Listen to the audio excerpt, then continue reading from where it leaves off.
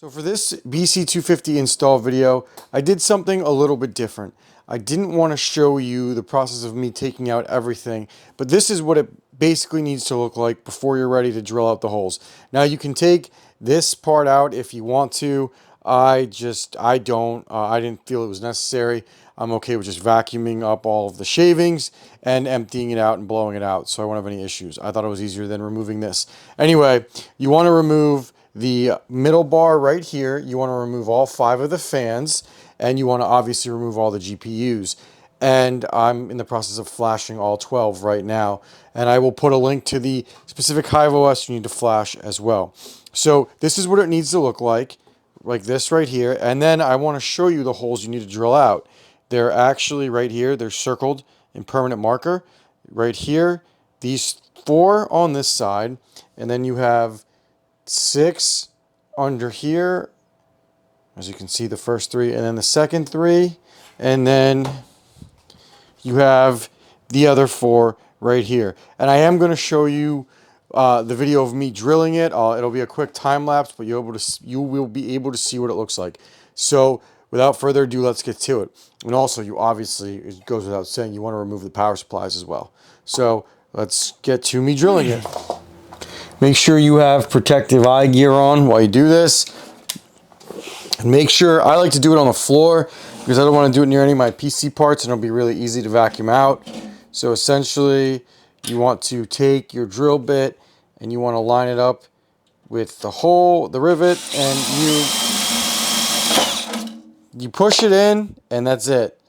You push it in and the rivet just comes flying out, and you're good to go. It should look something like that.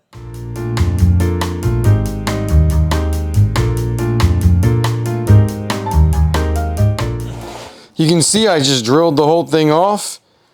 No issues, but there is a ton of shavings on the floor. I don't know if you can see those, and we got to clean that up, and it's really, really important that we get this thing cleaned. Just look at everything that's falling off of it. So we got to clean this and then blow it, and then we got to clean up the area too. So let me go do that and I'll be right back. Alright, now that I've dremeled everything out, you can see the holes were drilled through, and I did that for the other 3 sides. Now I'm going to install the shroud kit.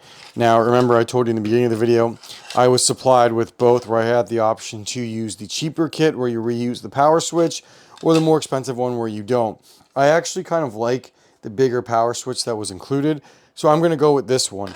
But if you do this one, you essentially just have to separate this power button from here, and I think you just take these clamps and push it through. I'm not going to do it right now because I'm not using it, but you can do that, or you can use the power switch provided. It really just depends on if you want to save a few bucks for convenience or not. I will be using this one as I like the bigger on-off switch. So we're going to get the kit right here. Here's the bigger on-off switch that I was talking about right there. And it comes with all the screws that I need. So without further ado, I'm just going to do a time lapse of me putting this together.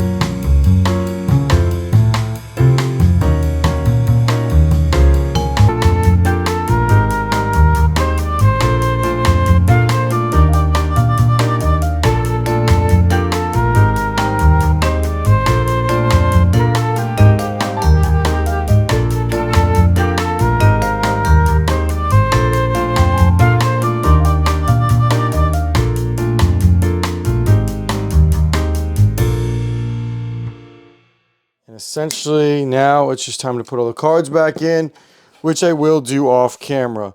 I just wanted to do this assembly on camera one more time because I know some people had questions for it.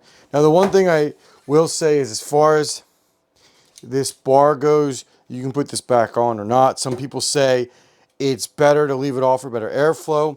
I like the way you can slide the GPUs in easier, and I do like the extra security, even though some people say it's not needed. So that's optional or not. But as you can see here, this is what it looks like all completed. This is the 120 millimeter version, not the 140.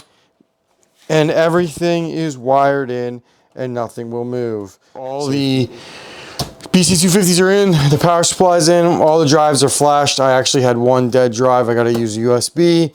I don't feel like waiting for another one. I want to get this up tomorrow. And let me flip it around. Oops, sorry about the camera moving.